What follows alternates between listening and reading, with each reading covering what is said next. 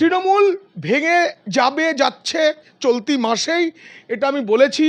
আমি আজকে আবার বিস্তারিত বলবো। 1 মাস আয়ু, 4 মে ভোটের ফল ঘোষণা হয়েছে, 4 জুন অবধি টিকিয়ে থাকুক দলটা। লন্ডভন্ড হবে, তৃণমূলের পরিবার লন্ডভন্ড হয়ে যাবে। আমি আমার কথা বলছি, আমরা এরকম অনেক ইউটিউবার আমরা জোর গলায় ভোটের আগে অনেক কথা বলেছি যখন তৃণমূলের শাসন চলতো, আইনের শাসন তো এ রাজ্যে চলতো না, তখন কিন্তু ভয় পাইনি আমাদেরকেও গ্রেফতার করবে, কারণ আমরা জানতাম আমরা কোনো অন্যায় করছি না। আমি বলেছি ভাইপোবাবুর লেখাপড়ার যা যা ডিগ্রি আছে ভুয়ো, ওনার ওপর কত বড় সাজা এগিয়ে আসছে আমি আজকে ভবিষ্যৎবাণী করে দিলাম, উনি আগামী দিনে দিল্লিও যেতে পারবেন না। এখন তো তদন্ত হবে, সেবাশ্রয়ের টাকা ভাইপো কোথা থেকে পেলেন। পুরসভাকে বলবো একটু ছুটির দিন দেখে করতে, 2টো বুলডোজার শুধুমাত্র হরিশ মুখার্জি রোডে দাঁড়িয়ে থাকবে, রাজ্যের মানুষ চিড়িয়াখানা দেখার মতো ভিড় করে দেখতে আসবে।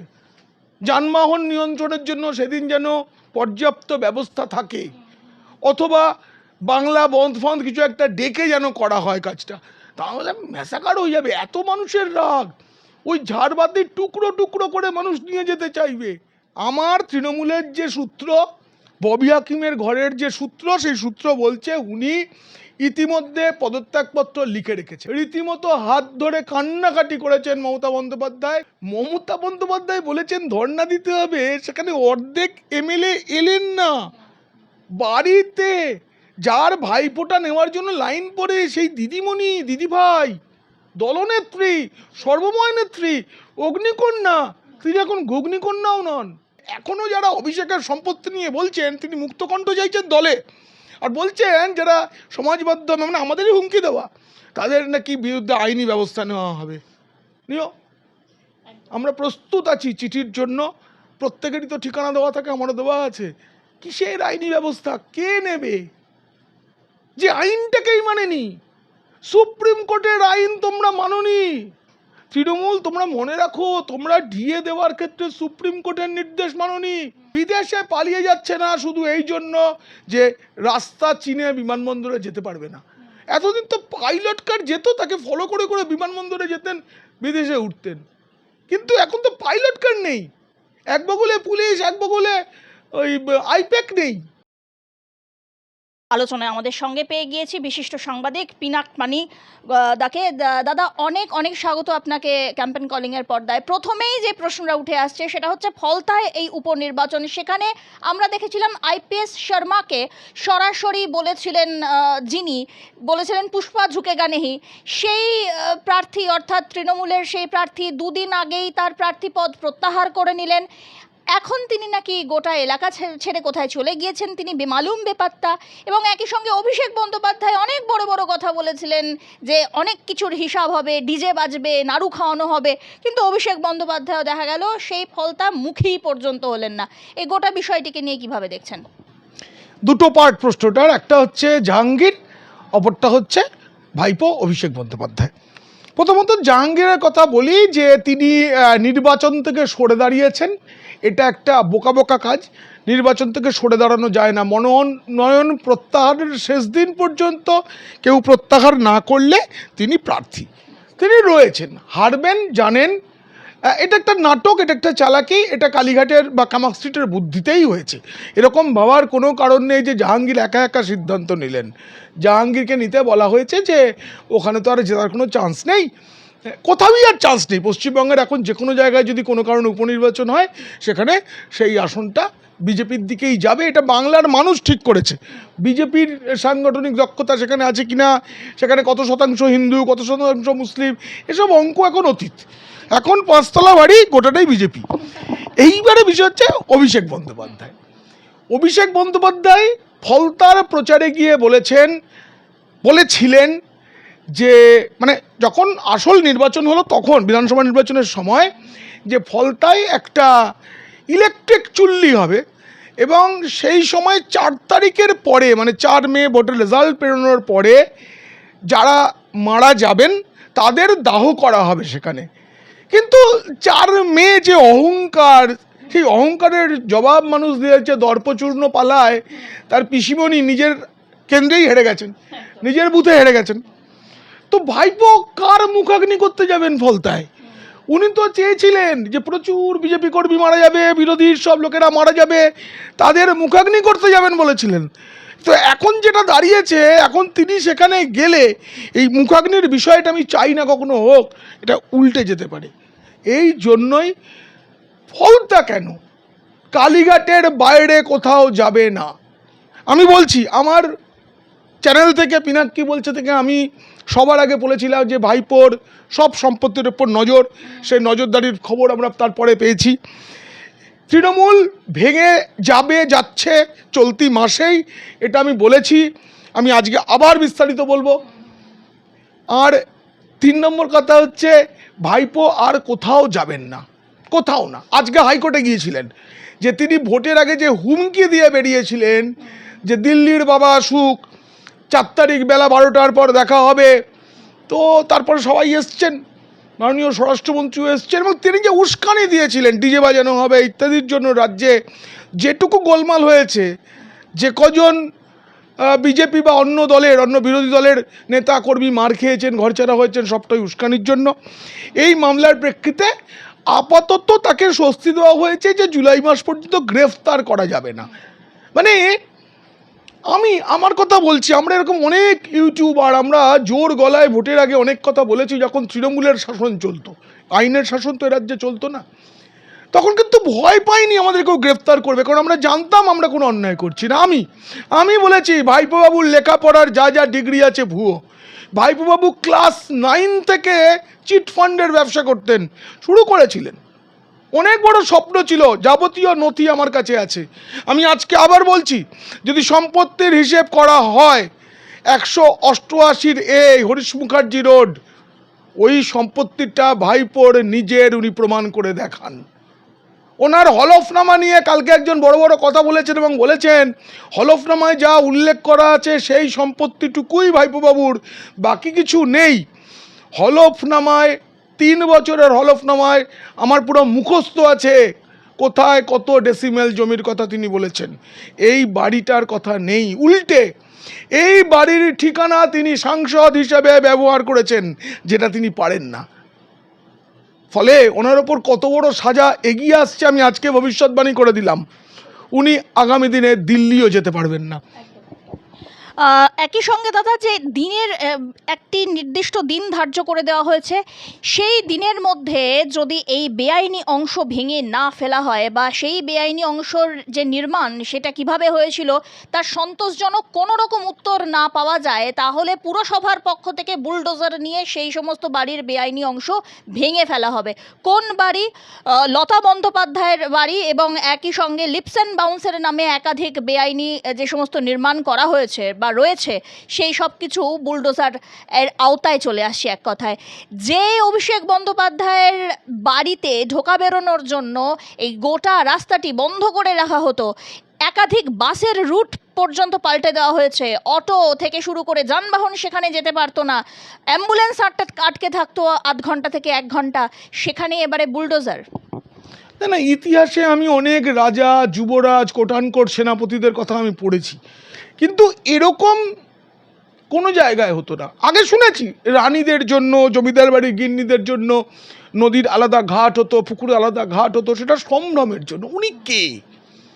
উনি ডায়মন্ড হারবারের একজন সাংসদ, এর বাইরে কে? আঞ্চলিক দল তৃণমূল কংগ্রেসের সর্বভারতীয় সাধারণ সম্পাদক একটা পোস্ট, প্রপার নাউন এমন একটা জিনিস, সেটা বদলানো যায় না।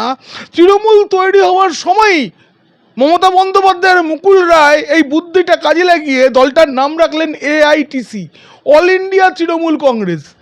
বিজেপির নামের কিন্তু মধ্যে রকম অল ইন্ডিয়া ঢোকানো নেই, ভারতীয় জনতা পার্টি, ইন্ডিয়ান ন্যাশনাল কংগ্রেস, তাও ওটা ইন্ডিয়া আছে। কিন্তু এই যে অল ইন্ডিয়া, এই যে নামটা ঢুকিয়ে রাখাটা তো মুছে যাবে না, কিন্তু আসলে পশ্চিমবঙ্গের বাইরে এই দলটা আঞ্চলিক দল, কোনো জায়গায় ভোটে আর লড়বে না।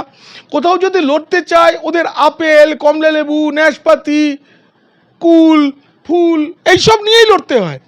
ওদের নিজস্ব সিম্বল পাওয়ার কোনো অধিকার নেই। কোথাও একটা বাঁধাকপি চিহ্নে দাঁড়িয়েছিল, কোনো একটা নির্বাচন, পাঞ্জাব বা গোয়া, কোথাও একটা বাঁধাকপি চিহ্ন নিয়ে দাঁড়াতে হয়েছে, এয়ার কন্ডিশন মেশিন। এইটাই তো, যে দল সর্বভারতীয় হয় সত্যি করে তার নির্দিষ্ট সিম্বল থাকে, ওদের নেই।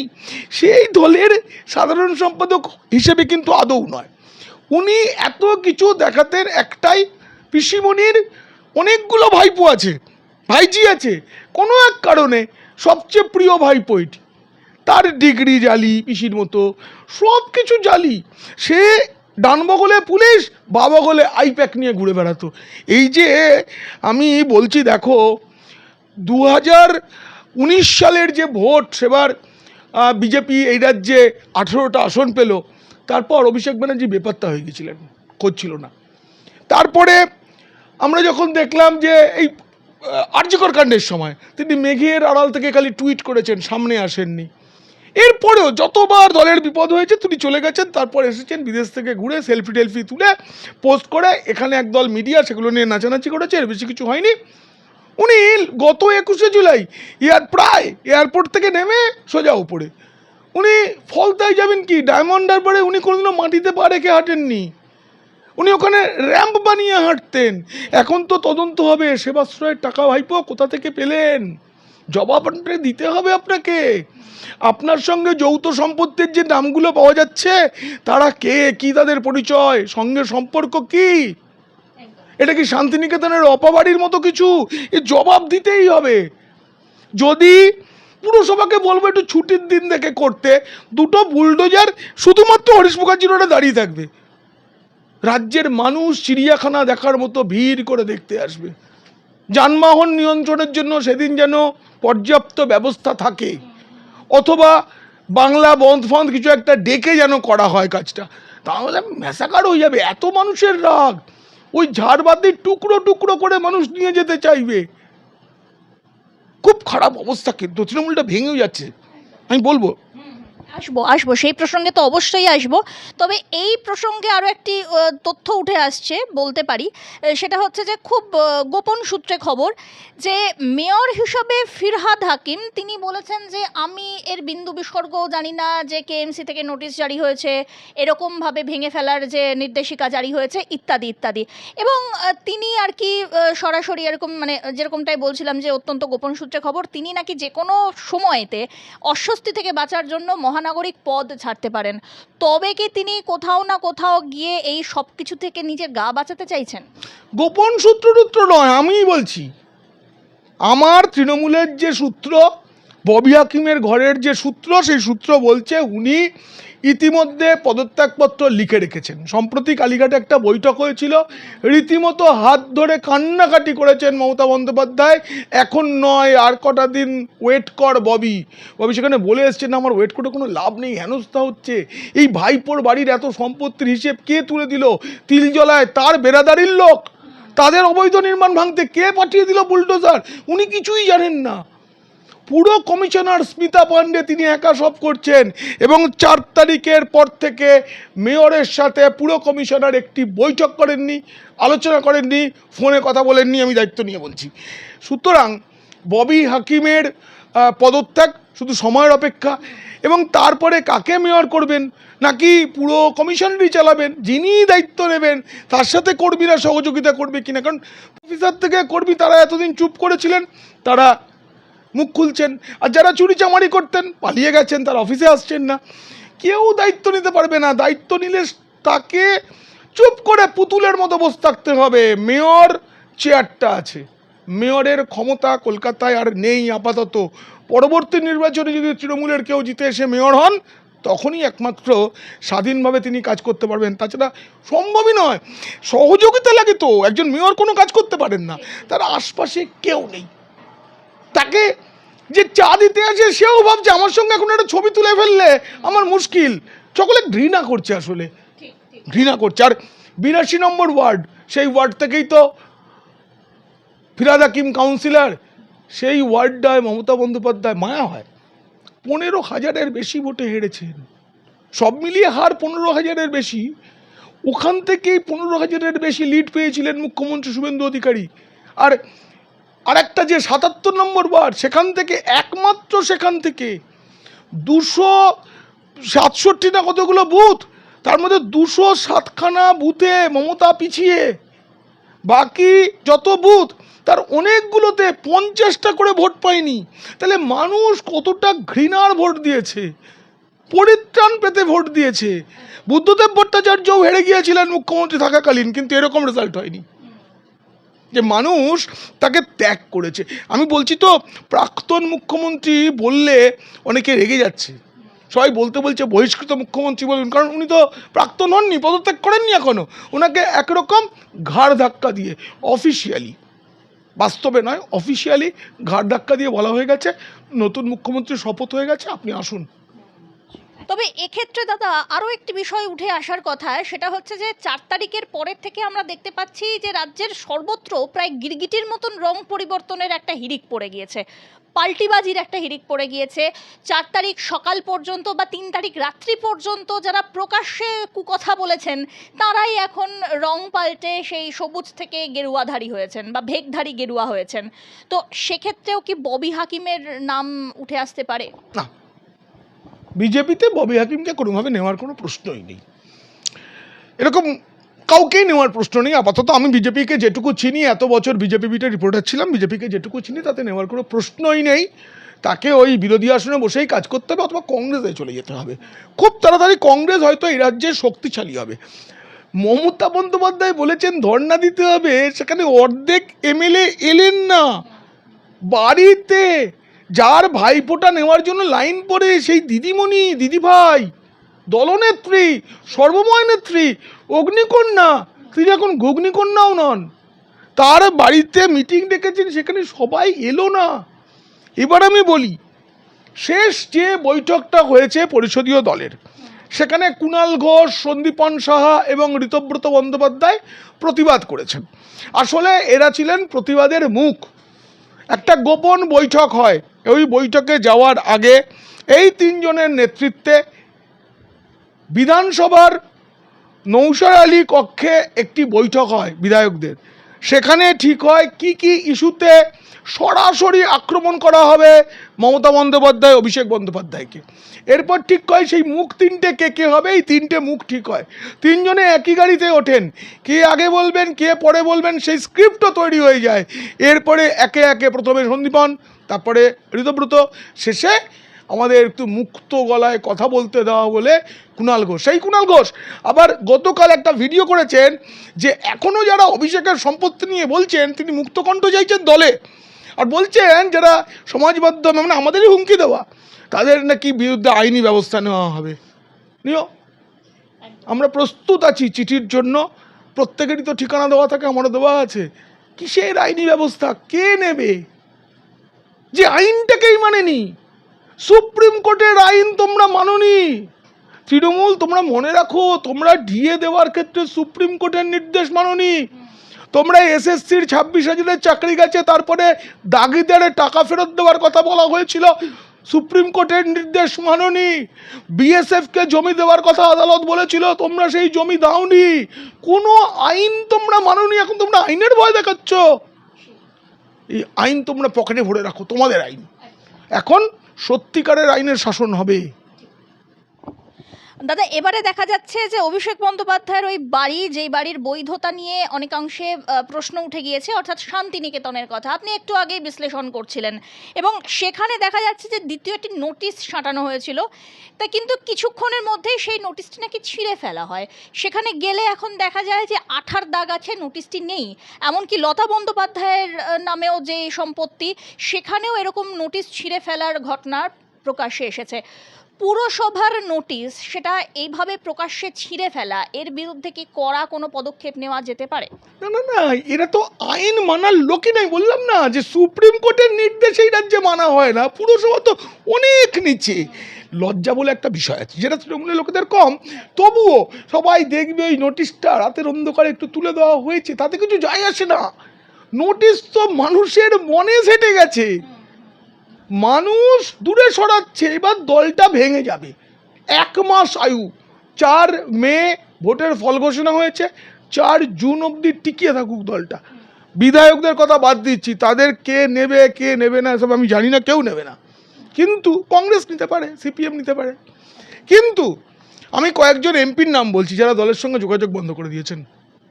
মালা রায়, কাকলি ঘোষ দস্তিদার, যাকে সরানো হয়েছে, তারপরে তিনি তারপরে পোস্টও করেছেন। ইউসুফ পাঠান, মমতা বন্দ্যোপাধ্যায়ের বড় প্রিয়, চিরকাল আঁচলের তলায় রাখা রাজীব কুমার কোথায়, শতাব্দী রায়, রচনা বন্দ্যোপাধ্যায়, সৌগত রায়, সুদীপ বন্দ্যোপাধ্যায়, কেউ দলের সঙ্গে যোগাযোগ রাখছেন না। যেটুকু মিটিংয়ে ডাকা হচ্ছে যাচ্ছেন, কিন্তু কোনো বক্তব্য তারা আজ পর্যন্ত রাখেননি। তাদের মুখে একটিবারও শোনা যায়নি যে ভোট পরবর্তী সন্ত্রাসে তৃণমূল কর্মীরা মার খাচ্ছে। ওই বৈঠকে শোনার পর ভাইপোবাবু বলেছেন আমি অফিসে সারাক্ষণ থাকছি, তোমরা এসো। তিনি একটা টুইটও করেছিলেন, যার যেখানে অসুবিধা আমাকে জানালে আমি গিয়ে দাঁড়াবো। কোথায় দাঁড়াবেন? নিজের দাঁড়াবার জায়গা নেই। বিদেশে পালিয়ে যাচ্ছে না শুধু এই জন্য যে রাস্তা চিনে বিমানবন্দরে যেতে পারবে না। এতদিন তো পাইলট কার যেত, তাকে ফলো করে করে বিমানবন্দরে যেতেন, বিদেশে উঠতেন। কিন্তু এখন তো পাইলট কার নেই, এক বগলে পুলিশ, এক বগলে ওই আইপ্যাক নেই যে ছদ্মবেশে পালাবে। আইপ্যাক ছদ্মবেশ তৈরি করে দিতে পারতো, কিচ্ছু নেই। ফলে খুব চিন্তা। দিল্লি যেতে হলো বিমানবন্দরে যেতে হবে, ট্রেনে করে গেলে হাওড়া স্টেশনে যেতে হবে। ভাইবাবু রাস্তা চেনেন না, বাড়ির বাইরে বের করে দিলে রাস্তা পার হতে পারবেন না, পুলিশ যদি হাত ধরে পার না করে দেয়। কারণ কোনোদিনও তিনি পার হননি রাস্তা। যেদিন থেকে রাজনীতিতে এসেছেন সেদিন থেকে তিনি হুট করা গাড়ি, কালো স্করপিও, আরও দামি দামি গাড়ি, যেসব গাড়ি নাকি আবার ওনার নয়, কোনো গাড়ি ওনার নয়। কিন্তু এই গাড়িগুলো কার? যে 33টা গাড়ির কনভয় নিয়ে ঘুরতেন, সেই 33টা গাড়ির মধ্যে কতগুলো সরকারের কত পেট্রোল পুড়েছে, সব জবাব জনতাকে দিতে হবে, আদালতে দিতে হবে। সেই দিন আসছে, আর মাত্র 15টা দিন অপেক্ষা করুন, লণ্ডভণ্ড হবে তৃণমূলের পরিবার, লণ্ডভণ্ড হয়ে যাবে। আপনি একটু আগেই বিশ্লেষণ করছিলেন যে তার পরিচয় ডায়মন্ড হারবারের সাংসদ ছাড়া আর কোনো কিছুই নয়। তার এই যে 1,03,000 টাকা তিনি যে মাসিক পান, এটা দিয়েই এত সম্পত্তি, এত সম্পদ, এত বৈভব, সেটা কি সম্ভব? কে বলেছে ওইটুকু মাইনে? কয়লা, বালি, গরু, মদ, ডিয়ার লটারি, কিসের টাকার ঘরে ঢোকে না? সব প্রমাণ বেরোবে, আমি বলছি তো, সব প্রমাণ বেরোবে, পাপ চাপা থাকে না। ওনার স্ত্রী নাকি চাকরি করে বেতন পান, কোথায় চাকরি উল্লেখ নেই। উনি কনসালটেন্সি দেন, কিসের কনসালটেন্সি উল্লেখ নেই। উনি অনারারিয়াম পান, কে দেয়, কেন ওনাকে সম্মান দক্ষিণা দেওয়া হয়, এসব হিসেব তিনি দিয়েছেন, এর তো জবাব দিতে হবে। সেবাশ্রয় প্রকল্পে কোটি কোটি টাকা খরচ হয়েছে, একটা কানের যন্ত্রই দেওয়া হচ্ছে নাকি কত লক্ষ টাকার। ওনার তো ইচ্ছা ছিল কোনো একদিন ডায়মন্ড হারবারকে পৃথক রাজ্য ঘোষণা করে দেওয়া। পিসির থেকে আলাদা চলছিলেন, ডায়মন্ড হারবার মডেল শেষ। এই যে এত টাকা যাদের দেওয়া হয়েছে তারা পেয়েছেন, আমি খুব খুশি, কিন্তু সব উৎপাতের পয়সাগুলো। তা না হলে উনি কোনোদিনও বলেননি এটা দলের ফান্ড, এটা সরকারের ফান্ড। এদিকে গত 5 বছরের যদি হিসাব নিকাশ একটুখানি বের করা যায়, তাহলে দেখা যাবে হাওয়াই চটি পড়ে প্রায় 35টা মতো প্লট মাননীয়ার আর কি দখলে। এবং সেখানে দেখা যাচ্ছে যে কালীঘাটের কাকু, কাজের মাসি, ওর নামে সমস্ত বেনামি সম্পত্তি, সেই সব সম্পত্তির হিসাব এবারে সম্ভব। এসআইআর করার সময় তৃণমূলেরই একজন প্রাক্তন বিধায়ক, তিনি মেদিনীপুরে জেলা শাসকও ছিলেন, দীপক ঘোষ, তিনি একটি বই লিখে গিয়েছিলেন, সেই বইটা নিয়ে কথা বলা বারণ। কিন্তু সেখানে একটা খুব হরিশ চ্যাটার্জি স্ট্রিট, ওখানে অনেক মানুষ থাকতেন যারা সেইভাবেই এই বন্দ্যোপাধ্যায় পরিবার ওখানে আসে ইত্যাদি, এগুলো আছে, ওগুলো আলাদা বিষয়। কিন্তু এসআইআর করতে গিয়ে দেখা যায় যে ওই গলিতে প্রচুর মানুষ, তারা উধাও, তাদের কোনো ঠিকানা নেই, তারা আর এই রাজ্যে আছেন, কোথায় আছেন, কি করছেন, কোনো কিছু নেই।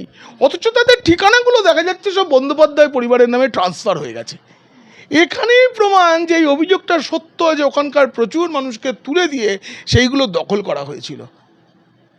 তার পুরো পরিবার মিলে দখলদারির কাজটা করে। শুধু কি ওইখানকার জমি, কলকাতার ফুটবল, ক্রিকেট, কবাডি, যত খেলা আছে সব খেলা, অলিম্পিক কমিটি, সব কিছুর মধ্যে ব্যানার্জি। আর শান্তনু সিনহা বিশ্বাস, তাকে কাজে লাগিয়ে কে কি করেছে, এমনকি সিএবির প্রেসিডেন্ট নির্বাচনেও কিভাবে সন্ত্রাস চালানো হয়েছে কোনো একজনকে ক্ষমতাটা পাইয়ে দেওয়ার জন্য, যার সাথে বন্দ্যোপাধ্যায় পরিবারের খুব নিবিড় যোগাযোগ, সব বেরোবে তদন্তে। একদম নাম নিয়েই বলছি, পরমব্রত চট্টোপাধ্যায়, তাকে দেখা গেল তিনি দোহাই দিচ্ছেন কি তার সদ্যজাত সন্তানের আর কি, তার জন্য তাকে এই সমস্ত করতে নাকি বাধ্য করা হয়েছে। এদিকে তিনি আবার সন্তানের নামকরণ কি মমতা বন্দ্যোপাধ্যায় করে গেছেন? আমি জানি না, যদি তো করেন এগুলো, যদি কোনো একটা কিছু একটা সুবন্ধনন্দনের মতো সুবান্নর মতো একটা কোনো যদি নাম রেখে যান, পরমব্রত ছেলের নাম রাখলাম চরমব্রত বা করমব্রত, এরকম যদি রেখে যান সেটা আবার বদলাবে কিনা জানি না। কিন্তু দেখো, এটা নিয়ে আমার দুটো বক্তব্য আছে। একটা হচ্ছে এই বুদ্ধিজীবী মহলকে আমি একদম সব অর্থে ধরে নিলাম কবি। কবি কি? কবিতা মানে একটা শিল্প সৃষ্টি, একটা গোছানো জায়গা। সব শিল্পই আসলে কবিতার মতো। একটা বিখ্যাত কবিতার লাইন মনে পড়ছে, কবি যদি লোভী হয় যেন সে তো কবি নয়। এরা কেউই আসলে কবি নয়, কেউ স্রষ্টা নয়। স্রষ্টা স্বাধীনতার পক্ষে হবে, সে স্বাধীন থাকতে ভালোবাসবে। আর একটা বড় দায় হচ্ছে নরেন্দ্র মোদীর। এই ভোটটা শেষ হওয়ার পরে পরেই বৈশ্বিক পরিস্থিতির জন্য তিনি বলেছেন তেলের খরচা কমাতে হবে, পেট্রোল ডিজেল থেকে ভোজ্য তেল সব তেলের খরচা কমাতে হবে।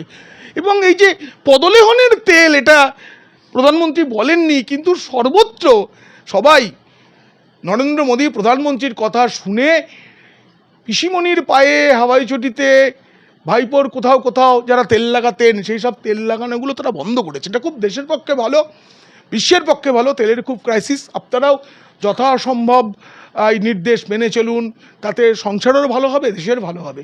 মন্ত্রিসভা, পূর্ণাঙ্গ মন্ত্রিসভা কেন এখনো গঠন হলো না, আপনি কি বিশ্লেষণ করতে পারেন এই বিষয়ে? পূর্ণাঙ্গ মন্ত্রিসভার অপেক্ষায় আমিও আছি। মানুষ চাইছেন, কিন্তু একটা বিষয়, বিজেপির এটা অভ্যন্তরীণ বিষয়। আমি যেটুকু জানি চলতি মাসেই সবটা ঠিক হয়ে যাবার কথা, বা জুন মাসের গোড়ার দিকে। বিজেপি এইভাবেই কাজটা করে, আগে পরিকল্পনা, তারপরে পরিকল্পনাগুলো রূপায়ণের কাজ। এখন শুভেন্দু অধিকারী এবং বাকি যে 4 জন মন্ত্রী হয়েছেন তারা কেউ বসে নেই, বিধায়করা বসে নেই, সকলকে দায়িত্ব ভাগ করে দেওয়া হয়েছে। তারা যা যা করার তারা করছেন। সামনে রাজ্য বাজেট, জুন মাসের 18 তারিখ বাজেট অধিবেশন শুরু হবে। তো এই পূর্ণাঙ্গ বাজেট পেশের সময় তার আগেই মন্ত্রিসভা গঠন হয়ে যাবে, এবং সে মন্ত্রীরা এখন কাজ করতে পারবেন না। ফলে এই মন্ত্রিসভা গঠনের কাজটা একটু ধরে রাখা আছে। আর দ্বিতীয় হচ্ছে, বিজেপির যাবতীয় সিদ্ধান্ত হয় দলের সর্বোচ্চ সংসদীয় কমিটিতে। সংসদীয় কমিটি এখনও সিদ্ধান্ত নেননি। আমি যা শুনেছি ইতিমধ্যেই সুকান্ত, এই শ্রমিক ভট্টাচার্য, সুকান্ত মজুমদারও, তারা সব দিল্লিতে আছেন। শুভেন্দু অধিকারীও আজকেই দিল্লি পৌঁছচ্ছেন, যদিও এটা প্রধানমন্ত্রী স্বরাষ্ট্রমন্ত্রীদের সঙ্গে সৌজন্য বিনিময় হবে, সেই সঙ্গে অর্থমন্ত্রীর সঙ্গে দেখা হবে, রেলমন্ত্রীর সঙ্গে দেখা হবে, রাজ্যের কোথায় কোথায় কী দরকার, কোন মানুষটা কোন কাজটা করতে হবে, টাকা পয়সার অবস্থা কী আছে। যারা ডিএর জন্য হাপিত্তেশ করছেন, আমি তাদের বলছি, বিজেপিকে যেটুকু চিনি, কথা যখন দিয়েছে কথা রাখবেই, দুদিন আগে বা পরে। তো সবটাই কেন্দ্রীয়ভাবে সিদ্ধান্ত হবে। এবং একটা বড় বিষয় আছে, এই 15 বছর ধরে আমাদের প্রশাসনে তেলবাজ আমলাদের ছড়াছড়ি, তাদেরকে নিয়ন্ত্রণ করা। সবেমাত্র মুখ্য সচিব হয়েছেন, সবেমাত্র একজন উপদেষ্টা হয়েছেন, তারাও একটু প্রশাসনটাকে সাজিয়ে নিচ্ছেন। কারণ একজন মন্ত্রী এসেই যদি কাজ শুরু করতে চান, এই প্রশাসনকে নিয়ে হবে না, তখন বদলটা ঠিক দেখাবেন। একটা সরকার ক্ষমতায় এসে তো বদল করছে, তো আগে থেকেই ঠিকঠাক করে নেওয়া, তাদেরকে বার্তাটা পৌঁছে দেওয়া, সবটা সাজিয়ে মন্ত্রিসভার কাজ শুরু হবে। তো টাকা, আসল কাজটা তো টাকা, সে টাকার ব্যবস্থাটা বাজেটে হবে। আর তারপর আশা করছি পূর্ণোদ্যমে উন্নয়নের কাজ হবে। এবং তার আগে আমি বলে দিই যে এই রাজ্যে ইতিমধ্যেই বড় শিল্প আসার ব্যাপারে সব কিছু চূড়ান্ত হয়ে গেছে, ঘোষণাটা হবে বাজেটে। মাদ্রাসাতে বন্দে মাতরম গাওয়া আবশ্যক করা হলো। না না, মাদ্রাসা তো ভারতের, মানে বাংলাদেশের মাদ্রাসায় তো গানটা হবে না, ভারতের মাদ্রাসা তো ভারতের জাতীয় মন্ত্র, জাতীয় সঙ্গীত গাওয়া হবে। এটা খুব স্বাভাবিক। এতদিন কেন হতো না?